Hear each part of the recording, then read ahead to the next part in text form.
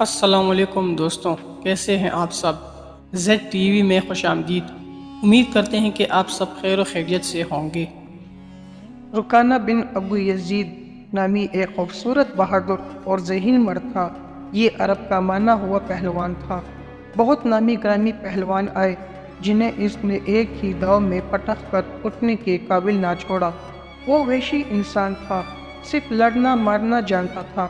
ایک دفعہ مسلمانوں کو تنگ کرنے والے 3-4 آدمیوں نے ایک دن رکانہ پہلوان کو خوب کھلایا پلایا اور اسے کہا کہ محمد کسی کے ہاتھ نہیں آتا، نہ اپنی تبلیغ سے باز آتا ہے اور نہ کسی سے ڈرتا ہے، اور لوگ اس کی باتوں کے جادو میں آتے چلے جا رہے ہیں۔ کیا تم اسے سیدھا نہیں کر سکتے؟ رکانہ نے کہا کہ کیا تم میرے ہاتھوں سے اس کی ہڈیاں توڑوانا چاہتے ہو؟ نعوذ باللہ۔ رکانہ نے اپنے چہرے پر مست بھینسے کا تاثر پیدا کر کے تکبر لہجے میں کہا، لاؤ اسے میرے مقابلے پہ، لیکن وہ میرا نام سن کر مکہ سے بھاگ جائے گا۔ نہیں چھوڑو، میں اس کے ساتھ لڑنا بھی اپنی توہین سمجھتا ہوں۔ اس نے اکسانے والے آدمیوں کی بات نہ مانی۔ وہ کسی پہلوان کو اپنے برابر سمجھتا ہی نہیں تھا۔ مسلمانوں کے دشمن خاموش ہو گئے، لیکن سوچتے رہے کہ رسول کو رکانہ کے ہاتھوں گرا کر آگ کا تماشا بنایا جائے۔ نعوذ باللہ۔ مکہ کے یہودی خاص طور پر رسول کریم کے دشمن تھے، لیکن وہ کھل کر میدان میں نہیں آتے تھے۔ وہ خوش تھے کہ اہل قریش آپس میں بڑھ کر ایک دوسرے کے دشمن ہو گئے ہیں۔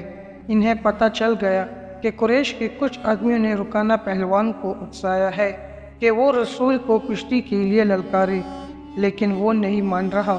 ایک روز رکانہ رات کے وقت ایک گلی سے گزر رہا تھا کہ اس کے قریب سے ایک بڑی حسین و جوان لڑکی گزری۔ چاندنی رات میں لڑکی نے رکانہ کو پہچان لیا اور مسکرائی۔ رکانہ وحشی انسان تھا، وہ رک گیا اور لڑکی کا راستہ روک کر بولا، کیا تم جانتی ہو کہ عورت مرد کی طرف دیکھ کر مسکراتی ہے تو اس کا مطلب کیا ہوتا ہے؟ کون ہو تم؟ اس جوان لڑکی نے جواب دیا، اس کا مطلب ہوتا ہے کہ عورت اس مرد کو چاہتی ہے۔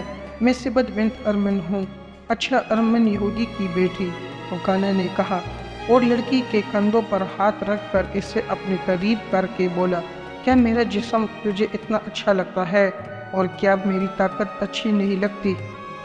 تمہاری طاقت نے مجھے مانوس کر دیا ہے۔ سبت نے ہٹتے ہوئے کہا، تم محمد سے ڈرتے ہو؟ کون کہتا ہے؟ رکانہ نے گرج کر پوچھا۔ سب کہتے ہیں، سبت نے کہا، پہلے محمد کو گراؤ، میں اپنا جسم تمہیں انعام میں دوں گی۔ رکانہ نے کہا، اللہ کے بیٹوں اور بیٹیوں کی قسم، تیری بات پوری کر کے تیرے سامنے آؤں گا، لیکن تو نے غلط سنا ہے کہ میں محمد سے ڈرتا ہوں۔ بات یہ ہے کہ میں اپنے سے کمزور سے لڑنے میں اپنی توہین سمجھتا ہوں، لیکن تیری بات پوری کروں گا۔ پیارے دوستو، آپ نے دیکھ لیا کہ یہودی اپنا کام یا کوئی فساد کے لیے کس طرح ان عورتوں کا استعمال کرتے تھے۔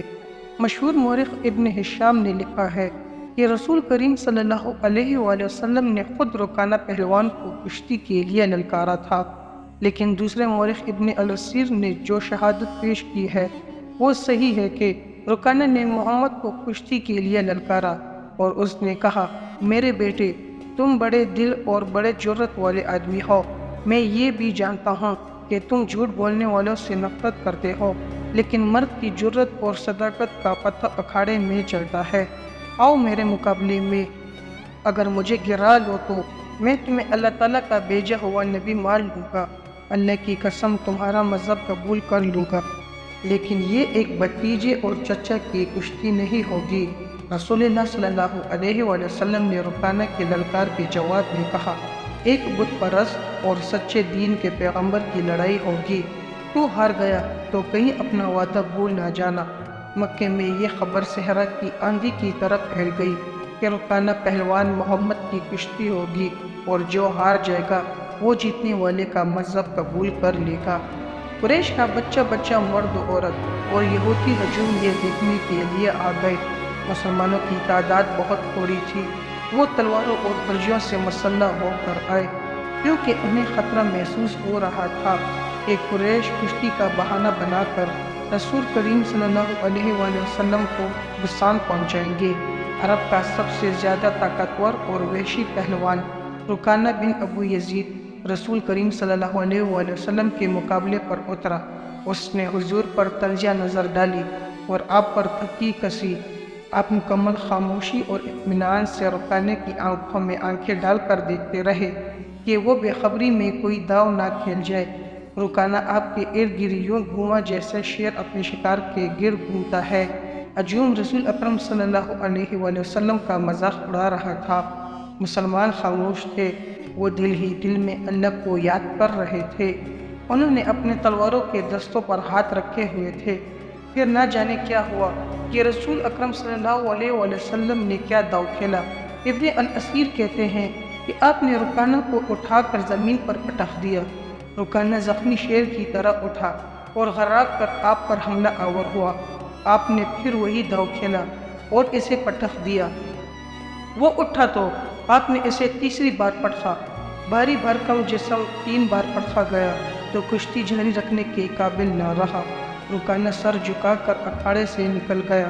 ہجوم پر سناٹا طاری ہو گیا اور مسلمان ننگی تلواریں اور بجیا ہوا میں لہرا کر اللہ اکبر کے نعرے لگا رہے تھے۔ رکانہ رسول کریم صلی اللہ علیہ وسلم نے للکار کر کہا، اپنا وعدہ پورا کرو اور یہی اعلان کر کے آج سے تو مسلمان ہے۔ رکانہ نے اسلام قبول کرنے سے صاف انکار کر دیا اور پھر فتح مکہ کے دن اسلام قبول کر لیا۔ بعض مورخین نے لکھا ہے کہ رکانہ نے کشتی والے دن ہی اسلام قبول کر لیا تھا اور کہا تھا کہ جس شخص نے مجھے ہرایا ہے یہ کوئی عام آدمی ہو ہی نہیں سکتا بلکہ یہ اللہ کا ہی نبی ہے۔ جی تو پیارے دوستو، ہم امید کرتے ہیں کہ آپ کو ہماری آج کی یہ ویڈیو ضرور پسند آئی ہوگی۔ اگر آپ کو ہماری آج کی یہ ویڈیو پسند آئی ہے تو آپ سے گزارش ہے کہ ہمارے چینل کو لائک اور سبسکرائب کر دیں اور ساتھ ہی لگے بیل کے بٹن کو بھی دبا دیں تاکہ آپ کو ہماری آنے والی مزید معلوماتی ویڈیو کا نوٹیفیکیشن بر وقت ملتا رہے۔ اللہ تعالیٰ آپ سب کو اپنے حفظ و امان میں رکھے، آمین ثم آمین۔